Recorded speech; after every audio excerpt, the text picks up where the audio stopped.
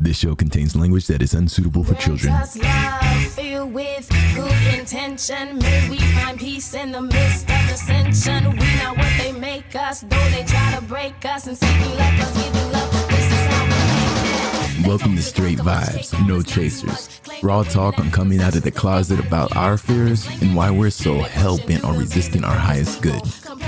This podcast focuses on the African American experience concerning fear and our long-standing romance with mediocrity.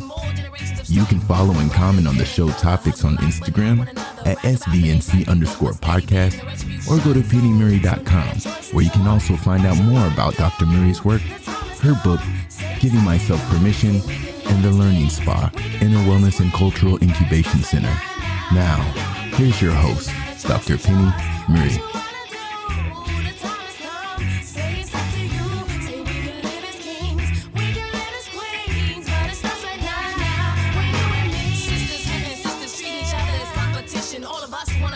Hey, and welcome to Straight Vibes, No Chasers from Dallas, Texas. I'm your host, Dr. Penny Murray. I just want to say, still reeling from a near government coup and trying to manage COVID, the country continues to grapple with racial, economic, and political unrest.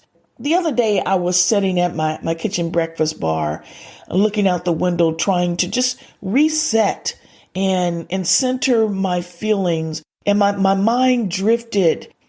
Then I felt a sense of melancholy, and immediately a strong question popped in my head as to whether my faith in humanity is naive and stupid.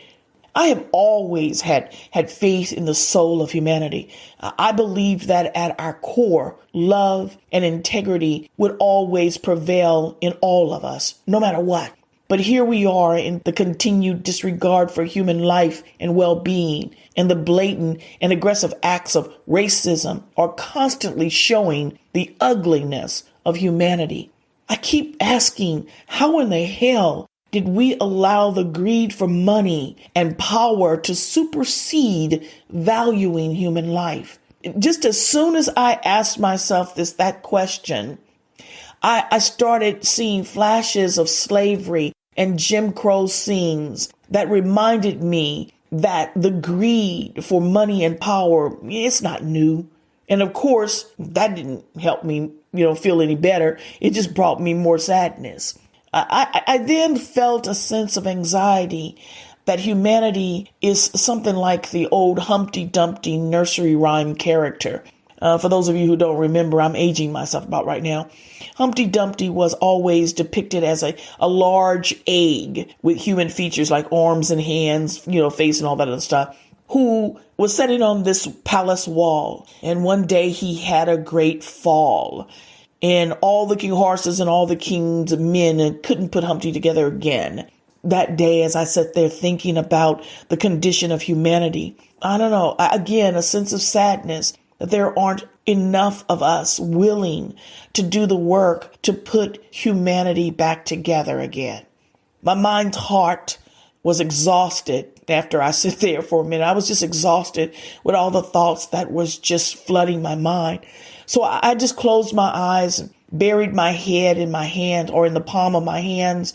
And I just needed to check out for a minute. And as I sat there drawing energy from the quiet darkness, my divine allies said, "You cannot base your faith on the fragile instability of the human ego. Your faith must be rooted in the security of genuine love, which is constant, eternal, unconditional, and consistent."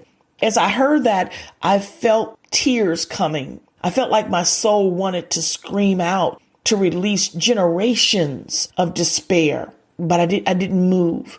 But I just stayed quiet, and I kept my eyes closed and my head buried in my hands, and I just continued to listen. My divine allies went on to say, one spark can start a wildfire. A single light can be the beacon that leads others through darkness. Your responsibility is to keep your flame of love on fire. Manifest destiny will do the rest. I sat there for a few more seconds and then I heard physicians, heal yourself. After that counsel from my divine allies, I got right up from the breakfast bar and I came to my office and sat down and began to write for this episode, mainly to encourage myself. Andrew Harvey has said that the crisis we are facing is a crisis in which the sacred powers of love in the human soul are being diverted by distractions, greed, ignorance, and the pursuit of power. In this chaos, the evolutionary energy of love is blocked from irrigating the hearts of humans and transforming the world as we should. I've said this before. These last few years have felt so different. Everything and everyone feels so far away, so disconnected. If we choose to be painfully honest with ourselves, we have watched the hidden negative energies and ills of this country come to the surface, driving us even further away from the light and energy of love. Long periods of human separation nibbles away at our physical well-being. But the most significant danger of prolonged separation is that it causes us to objectify human life no more than an ideology or an object. And sadly, the life and well-being of others have become merely a calculation of dollars and cents. Social media is now the weapon of choice to tear down, humiliate, and attack others. That's where we are. The happenings in this country over the last 4 years, all of it is proof that there is a tremendous deficiency of love, more accurately, a deficiency of self-love. I'm no different than anybody else. We all want to love and be loved. But do we acknowledge and honor that we are love incarnate? Do we even comprehend that we are the physical extension of love's non-physical divine spirit? So this episode is dedicated to the evolutionary energy of love, especially Black love, which has braved the historical atrocities of overt and covert racism for centuries. I also want to dedicate this episode to African American women whose unrelenting, irreplaceable energy throughout history has never faltered in being a cornerstone for the African American family, our community, as well as the world around them. And so while a part of this is to encourage my spirit to speak truth to these fears that I have, I'm certainly dedicating it to Black love. But I gotta do my 2 cents. Now, as I always say, I like to see this segment as my contribution to Black History 365. But on this episode, my 2 cents is going to be a little bit different. To usher in the evolutionary energy of Black love, I'm doing something that I'm excited about. It's a musical dedication to the mosaic wildfire of Black love. If y'all, are not impressed with this musical dedication, oh well, you'll get over it. But anyway, the artist that is doing this dedication to Black love is Rhapsody, also known as Erica Hawthorne Mannon. So here we go. What is Black love? What is Black love? Love. What is Black love? What is Black love like? What are the ingredients to make its mixture? Are there hidden scriptures that add to its flavor? Is it Black love like back in the day? Black love like dashikis and afros and yo-yos? Is that love like a cup of faith brought straight from the church house to your house? Love at the altar when the pastor says a word, like deacons and mothers of the church gather around you while you purge your sins at the altar, surrounded by Black love like 3/4 cups of soul brought from Aretha's womb by way of Mahalia. That low soul singing, spirit bringing, conjuring up the good stuff, make you wanna shout and protest, dance and distress, make you wanna move in close to a love like yours, a black love, like back in the day, black love, like. Just add water so our skin can breathe, like water symbolic to our history, making the ingredients bittersweet, like water, like the sea that brought we here. And if there hadn't been enough black love, we may not have made it this far. If there hadn't been enough black love, we may not have made it this far. If there hadn't been enough black love, we may not have made it this far. What is black love? What is black love, love? What is black love? What is black love like? What are the ingredients to make its mixture? Are there hidden scriptures that add to its flavor? Is it black love like back in the day? Black love like dashikis and afros and yo? Is that love like a cup of faith brought straight from the church house to your house? Love at the altar when the pastor says a word, like deacons and mothers of the church gather around you while you purge your sins at the altar, surrounded by black love, say it. What is black love? What is black love like? What is black love? What is black love, love? What is black love? What is black love like? What is black love? What is black love, love? See, we put a catchy spin on this existence, but I remain convicted. It's deeper, it's longer, it's stronger than any river flow, any obstacle put in our way. Black love like master may come into our home to take what he please, but you are the only one I hold, love, the only one I embrace, love. That's love, love, love, say it, say it. What is black love? What is black love like? What is black love? What is black love, love? What is black love? What is black love like? What is black love? What is black love, love? Taking all into your own and manifesting something wonderful out of something meant to hold you back. Don't let nothing hold you back. Black love is taking all the hate in the world, and since it must stop somewhere, when it stops with you take all 41 shots to your unarmed body.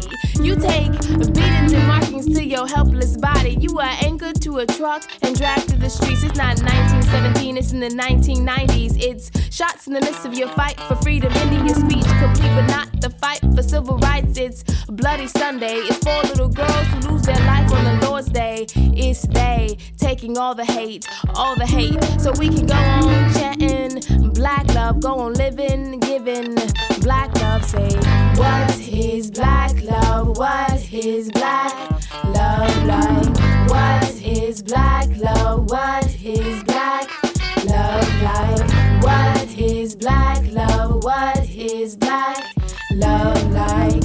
What is black love? What is black love like? Mr. MC, Mr. DJ, black love is not some coin phrase to throw with some beat. You taking my femininity self for a quick dime, and no, it's not 1809. It continues on sometime after 1999, 1999, 1999. Now you tell me how you differ between me on an auctioning block being sold for my attributes, and you chanting rhymes on the sexual things that I do as an added extra to your car and money. Now honey, my love is infinite. When God made me, his love was spent. Say it. What is black love? What is black love like? What is black love? What is black love, love? What is black love? What is black love like? What is black love? What is black love like? Black love is all those souls in history, taking all the hate away from we.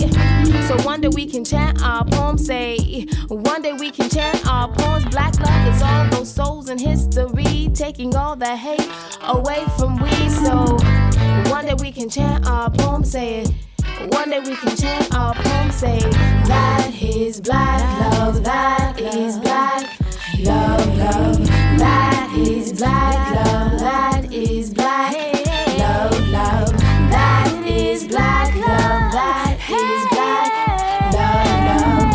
That is black love. That is black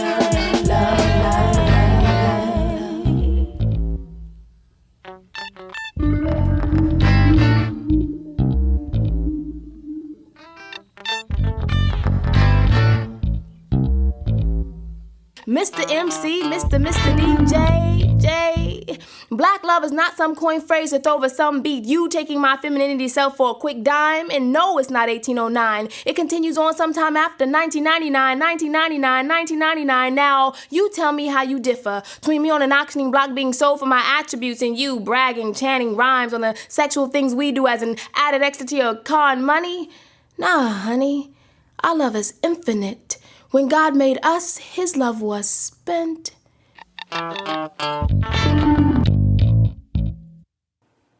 Okay, the artist Rhapsody. I hope you guys really enjoyed that because I remember growing up and seeing Black love in so many different forms. Some of them were broken, but largely as a young person, seeing the passion of Black love was just amazing. So I'm ushering in that energy because love is the only collective energy that runs through all human souls and every living thing. It keeps us forever fixed and bonded to each other. We cannot tear asunder, even though we do everything in our human power to cut down others.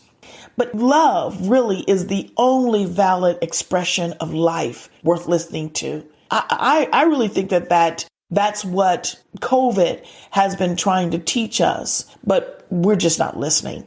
Connecting to love's evolutionary energy connects us to the purest universal energy flow there is. Yeah, we crave love, we desire it, and we desperately seek it out, even in the darkest of corners. Why? Because we think love will heal our emotional wounds.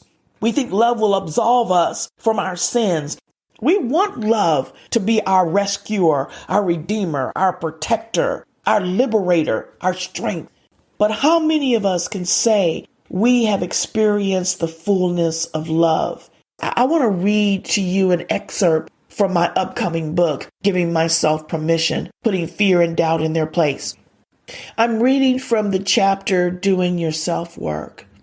Several years ago, after another disastrous relationship, I decided to put myself in timeout. I wanted to explore what masochistic need was causing me to repeatedly be drawn to three types of men. They either wanted to use me, control me, or break me emotionally. I started my quest for answers by asking others their opinions about why I was unsuccessful in attracting a meaningful and loving relationship. This turned out to be an excellent exercise of self-sabotage.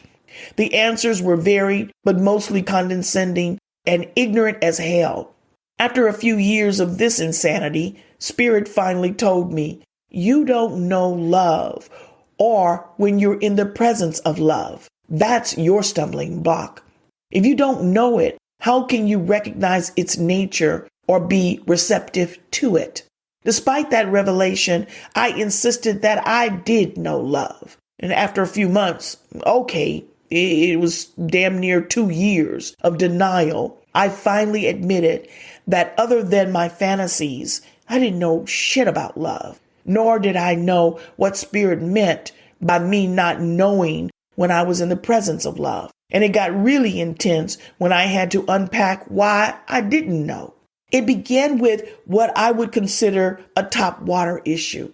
For most of my adult life, whenever I looked into the mirror, I would see the strong resemblance of either my mother or my father. And I hated the sight of that likeness. Hence, I hated me. Of all of my father's children, and he has several, I was the one he denied was his. And my mother, she never let me forget that. My father left when I was just 2 years old, so I was estranged from him for most of my life. From the time I was 10 years old, I was well aware of my mother's disdain toward me. So looking in the mirror and seeing either of those faces staring back aggrieved me. So I always felt unaccepted and rejected, robbed of my sense of self-love. I found myself sitting on the side of the bathtub one day, staring into my huge wall-to-wall bathroom mirror. Just as I was turning away to leave in self-disgust, Spirit said, "Wait, just wait. Look again. This time, don't see them. See your spirit. See the features of love's spirit in you." I hesitated, never taking my eyes off the face in the mirror. I stood up and I slowly walked toward the mirror to get a closer look. I looked and I kept looking. Then Spirit said, "Do you see it? You are looking at the face of love. You are in the presence of love. Cherish and delight in it." Now, looking directly at my face, I didn't see any likeness of my mother or father. For the first time in my life, I saw only me. I saw me through the eyes of love. For the first time in my life, I could really look at the image in the mirror without shame, guilt, or fault. I kept staring as I watched warm tears of discovery, acceptance, and affection slowly journey down the cheeks of love. Me, love. All this time, I have been in the presence of love, and I never knew it. I now comprehended that love created me like itself. I embraced the ideal that being loved meant that I was loving, lovable, loved, and lovely. And this would only be the beginning of removing everything that ever stopped me from knowing love, from knowing me. As I said, that's just a small reading from my book, Giving Myself Permission, Putting Fear and Doubt in Their Place. Do we really know when we are in the presence of love? I would venture to say not many of us actually know love. Those who do have felt the magic and the power of achieving it. Those of us who don't recognize when we're in the presence of love have unconsciously put our faith in specialness. This is when our need of being viewed as better than in the eyes or opinions of others is stronger than our faith in love. We take on many forms and facades and costumes to gain the title of special in the eyes of other people. We've been taught to have more faith in specialness than we do love, always looking in the wrong direction for love. We're conditioned to believe love is obligated to us instead of love radiates from within us. We're stuck because we're scared of knowing the presence of love. So we're willing to cheat ourselves by accepting the feelings of specialness we get from others. Our faith in specialness is total self-betrayal. It sets us up to be criticized and judged by those our fragile egos deem better than the concept we have of ourselves.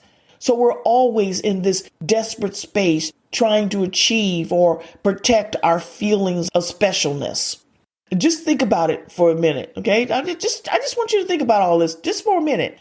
Maintaining our feelings of specialness has an insatiable appetite, and feeding this need causes us to come off as needy and insecure as hell. And I've been there, and that is not a good look at all. It also leaves us exposed to emotional abuse, because the moment that feeling of specialness is threatened in any way, we move into panic mode. And if our sense of specialness is not restored, we're susceptible to more significant acts of self-betrayal. And when all else fails, we'll just pack up all our baggage of pain and regret and go in search for another special relationship. A relationship built on the faith of specialness, it's a bargain based on limits and conditions. If we were honest with ourselves, we know that our faith in specialness causes us to feel weak, insecure, insignificant, and fragile. So we're always afraid, yet we defend and affirm our faith in specialness more than we do love. The pursuit of the illusion of specialness constantly leaves us vulnerable to competition and comparison. Chasing after feelings of specialness is not our truth. No matter how serene, superior, or confident it may seem to make us feel. In reality, we know we're living in hell, trying to secure our feelings of specialness. Because at any time, the least little thing can throw our feelings of specialness into the chaos of insecurity. I'll say it again. Our faith and belief in specialness, whether conscious or unconscious, are the tools of a fragile ego. It's self-inflation at its best and self-betrayal at its worst. Our wounded and fragile egos have convinced us that temporary self-inflation is worth silencing or suffocating our true grandeur. So we willingly betray, resist, and devalue who we really are. We don't realize it. Well, a more accurate statement is we're afraid to realize our life's truth. And so all the attributes of love we look outside ourselves for in other people and material gain is really comes from us. It radiates from within outward. Now, whether we pick up that mantle and live it is another issue of giving ourself permission to speak, create, and achieve our life's truth. We're in a time in history where we, especially as African Americans, have to speak truth to our fears, grapple with the uncomfortable fact that we really don't know when we are in the presence of love.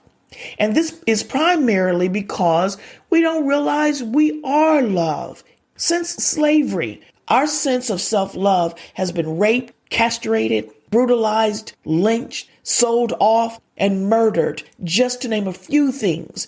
All of it has left us fractured and cracked like the Humpty Dumpty nursery rhyme character. Our relationship with imperialist white America has been like the 3 types of relationships I've had in my life: to use us, control us, or break us down. Our self-love has been split off from its truth. This is why my divine allies said, physicians, heal yourself. We have to do our self-work to remember or put back together our truth, to recall or call back our fragmented pieces so that we can be healed as a whole self. We got some scary shit to do as individuals and as a community. So we have to unlearn our inherited weaknesses, heal and set free the voices of our sacred expressive life force. And that includes accepting the reality of our grandeur and to embody that reality fully. To start the self-work, we have to undo our faith in specialness. My approach in working through the shit that's blocking me from seeing the true vision of myself has always been avoidance. But it's the kind of avoidance that it's where I recognize a particular behavior is screwed up. And so going forward, I won't do that anymore, but I don't go back and get into the what and whys of shit. My way of avoidance, like, okay, I'm not going to do that anymore. So I don't have to really deal with it. But the universe deals in complete release and emotional freedom, which means getting into the what and why of the shit we do. When this whole notion of having faith in specialness was presented to me, it was like my divine allies pulled the drapes back to let light into a dark room that was full of denial and avoidance. I mean, I just simply began to see the different relationships that I had been in, all the many times that it was really about wanting to feel special. The hell I was choosing to live in, trying to get and hold on to my feelings of specialness. And so just by saying it's possible, I had been chasing after feelings of specialness really helped me to see the unrealistic expectations and responsibilities I had really put on others in my relationships. That wasn't their responsibility. That was mine. But I externalized everything. Our truth is so beyond our notion of specialness, that it's inconceivable. That's why right now we're too scared to even consider the possibility of our truth. And then we have to let go of the belief that love's attributes are owed to us. And I'm talking to myself as well, because I was in that state of mind also. But when we accept our truth, the question is clear. How can we be owed something we innately are? Our task, as my divine ally said, is to keep our flame of love on fire. Manifest destiny will do the rest. This is my focus now. But straight vibes, no chasers. Every time I think too long on the possibilities of my wildfire, listen, I get flat out scared. And this is what goes through my mind. What if my wildfire is so wild that it's destructive and hurtful? I mean, when I think about all the reckless and anxious, poor choices, all the stuff that I've done in my past, I really get scared. And then I go back to what feels comfortable and safe. And that's that whole romance with mediocrity. Listen, being the power and voice of love is easier said than done, especially when you're in a situation that pisses you off, or you're dealing with a person that sets off all your triggers and bells. Our habitual knee-jerk reaction is always much more self-destructive. For me, I want to just punch somebody in the neck when they piss me off. But of course, that's not what evolutionary love is all about. Because, again, we rarely operate in our power of love. We also have to stop devoting all of our attention to looking in the wrong direction for love. If our quest for love doesn't start with the deep inward focus and appreciation, we're looking in the wrong direction. We are. Remember the simple truth of the law of attraction. Like attracts like. In other words, we draw the energy we hold, negative or positive. Energy is always attracted to similar or like-minded energy. So I'm just saying that we have to start doing the work of being the energy we want to experience. That music means it's time for The World According to Penny.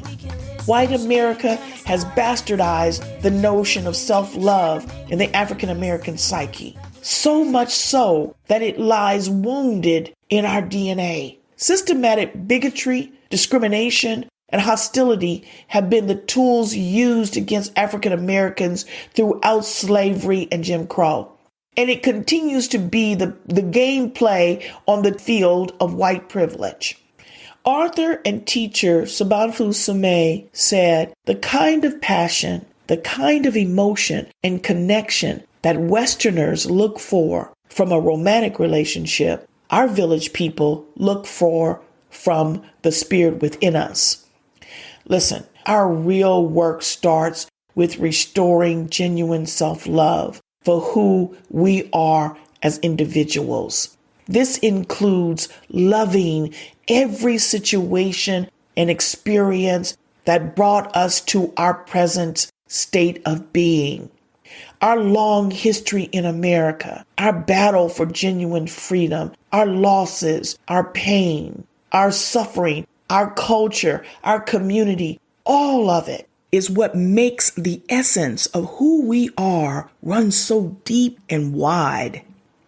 They ask, how can African Americans continue to love a country that doesn't or can't love us back? The answer rests on a simple truth. We are the physical extension of love's non-physical divine spirit. And you can take that to the bank. We don't have to prove it. Throughout history, time and again, we've shown it. And that makes me proud. I said earlier, pulling back our truth, it won't be easy, but it's the evolutionary energy needed to write a new narrative. I'll say it again. We got some scary shit to do as individuals and as a community. What makes this evolution more demanding is we've been robbed of our self-love. I said earlier, we have to speak truth to our fears, grapple with the uncomfortable truth that we really don't know when we're in the presence of love. I know this struggle all too well, hating the perception of myself. Now, whenever I get to the end of every episode, I always ask my divine allies if we are complete. And, whenever I ask that, I usually walk away for a couple of days to allow them to speak to me. And then I came across Andrew Harvey's book, Evolutionary Love, Relationships, Passion, Authenticity, and Activism. And recognizing when we're in the presence of love is a journey of discovery, healing, and self-reconciliation. So when I came across Harvey's book and I was reading it, he suggests that several conditions or states of being must be in place for evolutionary love to emerge within our current social, cultural, or individual landscape. I've kind of simplified some of his suggestions a bit, but the heart of this is Harvey's views. And of course, I wouldn't add his views if I didn't agree with them. But here's what I want to ask you to do. As I go through these conditions, don't just think in terms of you and a significant other, because again, that's Harvey's view. When in his book, he looks at it as two physical beings creating a relationship. But I want you to also consider these elements as they relate to the relationship we have with our conscious and spiritual self. See them metaphorically as, creating a relationship. That's what I want you to do. All right.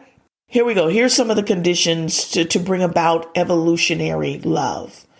The deep and passionate individual receptiveness to the Supreme Spirit, or whatever name you have for spirit. Without being grounded in the Supreme Spirit, the relationship will never manage or avoid the chaos and madness of life. Second thing, but capacity for solitude, the emotional and mental space where deep introspection and healing occurs. There must be an equality of power born out of a profound experience of the sacredness and dignity of the soul. In addition to your whole self, your work and growth being rooted in spirit, you must also bring the sacred practice of prayer and meditation into the very core of the relationship. Completely abandon any Hollywood sentiments about what relationships actually are. Recognize where the other has been wounded, and then hold a safe space for each to do their self-work with unconditional compassion, yet at the same time, not allowing themselves to be attacked or manipulated by the other. You have to accept that the process of evolutionary love never ends. It never stops unfolding. You never stop discovering and evolving.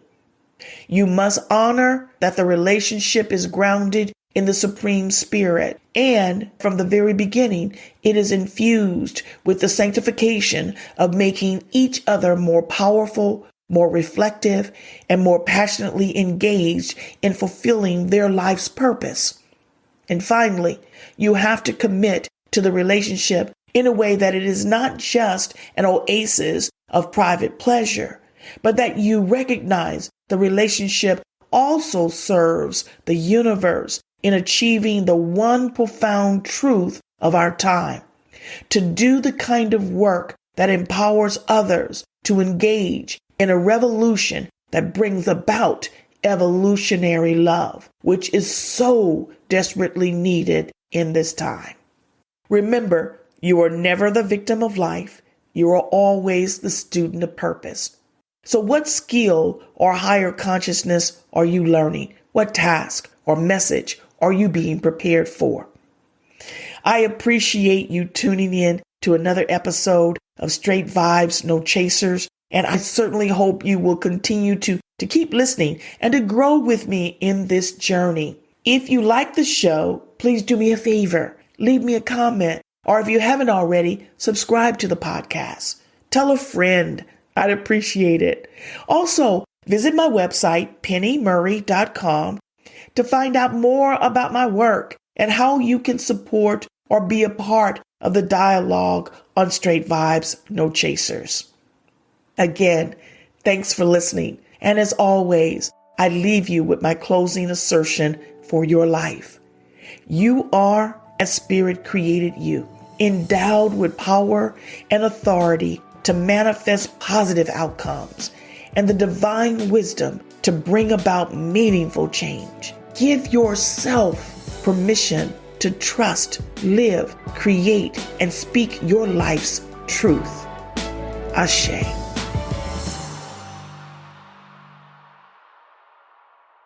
You've been listening to Straight Vibes, No Chasers with Dr. Penny Murray.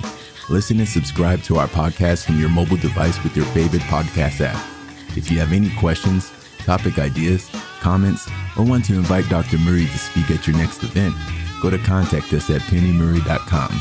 We invite you to support the African American Inner Wellness community by donating to the Learning Spa Inner Wellness and Cultural Incubation Center.